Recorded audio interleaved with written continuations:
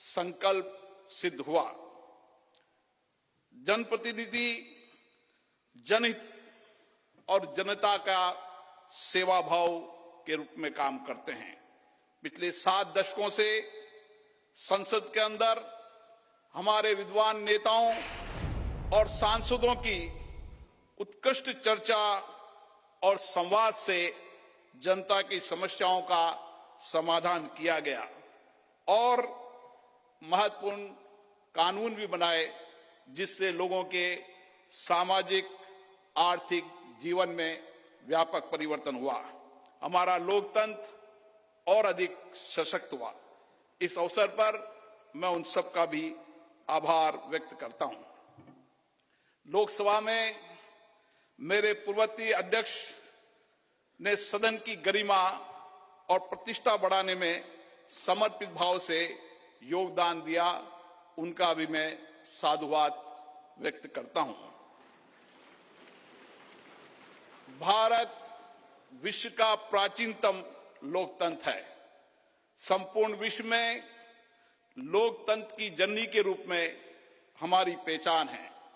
संसदीय लोकतंत्र की इस यात्रा में हमने सदनों की अच्छी परंपराएं और परिपाटियां स्थापित की है।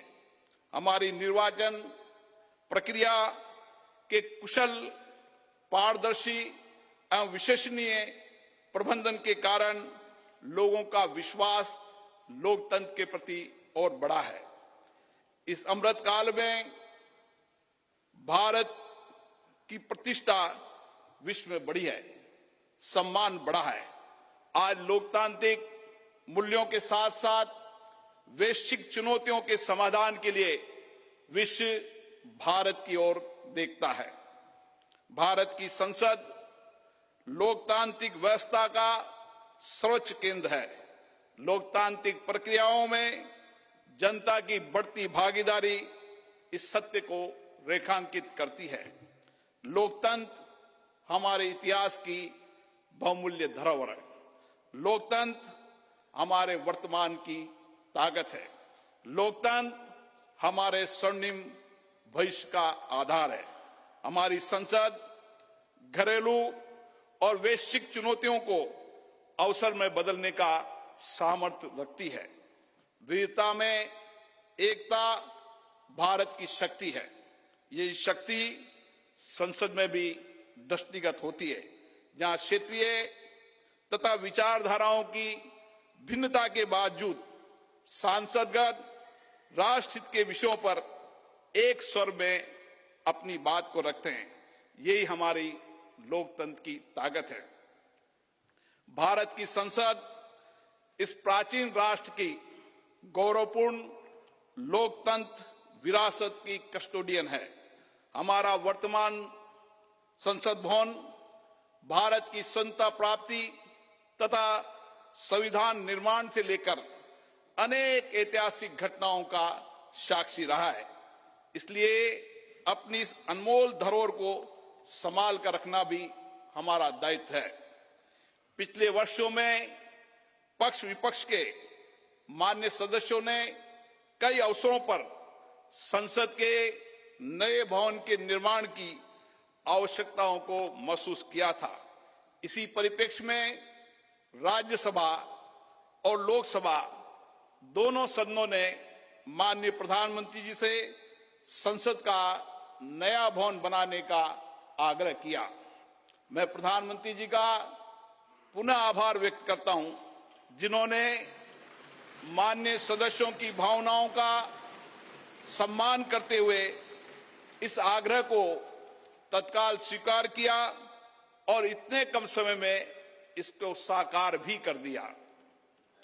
हमारे इतिहास की एक महत्वपूर्ण धरोहर सेंगोल को अध्यक्ष पीठ के समीप स्थापित कर माननीय प्रधानमंत्री जी ने ऐतिहासिक परंपराओं के सम्मान एवं न्यायपूर्ण एवं निष्पक्ष शासन के प्रति अपने संकल्प को दोहराया है। ये नवनिर्मित भवन हमारी समृद्ध संस्कृति, प्राचीन विरासत एवं आधुनिक आकांक्षाओं का अद्भुत संगम है। नए भवन में मान्य सदस्यगण नई तकनीकी प्रौद्योगिकी का उपयोग करके अपनी कार्यकुशलता को बढ़ा पाएंगे। नए वातावरण में नए विचारों का सर्जन होगा, ऐसा मेरा विश्वास है। हमारे नए भवन में ऊर्जा संरक्षण, जल संरक्षण, ग्रीन टेक्नोलॉजी, पर्यावरण अनुकूलता की विशिष्टता का समागम है। यह भवन वास्तुशिल्प, कला व संस्कृति का अद्भुत उदाहरण है। इसमें संपूर्ण भारत की उत्कृष्ट व विविधतापूर्ण सांस्कृतिक विरासत के दर्शन होंगे। इस भवन में प्रत्येक भारतीयों को अपने अपने राज्य की संस्कृति की झलक भी दिखेगी। इसलिए मेरा माननीय सांसद मित्रों से अनुरोध है, हम संसद में जब नए भवन में प्रवेश करें तो नए संकल्प के साथ प्रवेश करें। हम लोकतंत्र की अच्छी परंपराओं को आगे बढ़ाएं। हम संसदीय अनुशासन, मर्यादा और गरिमा के नए मानदंड स्थापित करें ताकि विश्व की लोकतांत्रिक संस्थाओं के लिए भारत की लोकतांत्रिक संस्था आदर्श बन सके। मुझे पूर्ण विश्वास है, नए वातावरण में हम सब मिलकर अधिक ऊर्जा के साथ रचनात्मक व सकारात्मक चर्चा के माध्यम से एक श्रेष्ठ और विकसित भारत का निर्माण कर सकेंगे। आप सबका पुनः बहुत बहुत अभिनंदन।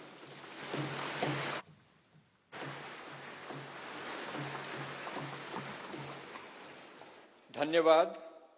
लोकसभा के माननीय अध्यक्ष महोदय, आज के इस ऐतिहासिक अवसर पर भारत के डाक विभाग ने स्मारक डाक टिकट जारी करने का निर्णय लिया है। मैं माननीय प्रधानमंत्री जी से अनुरोध करूंगा कि वे स्मारक डाक टिकट जारी करने की कृपा करें।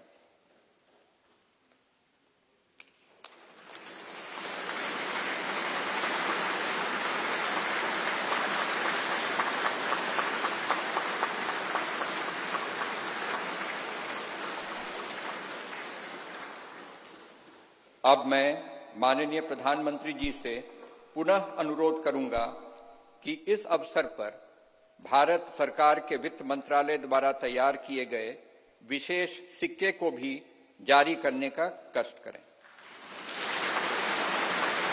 मैं सभी गणमान्य अतिथियों को अवगत करा दूं कि 75 रुपए का यह स्मारक सिक्का भारत सरकार के कोलकाता टकसाल ने चांदी, तांबा, निकेल एवं जिंक धातुओं के मिश्रण से तैयार किया है। धन्यवाद माननीय प्रधानमंत्री जी, माननीय अध्यक्ष लोकसभा एवं माननीय उपसभापति राज्यसभा।